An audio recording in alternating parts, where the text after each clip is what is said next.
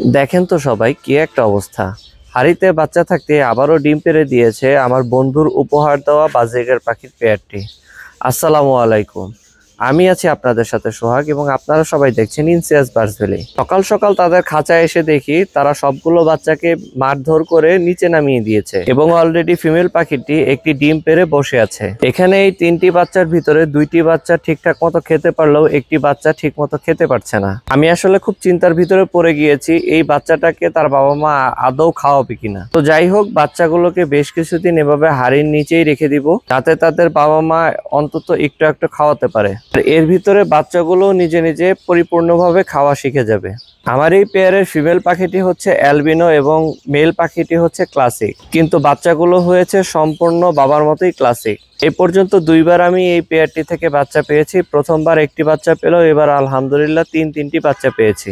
এখন দেখার পালা বাচ্চাদের কপালে কি আছে। আজকে এ পর্যন্তই, ধন্যবাদ সবাইকে।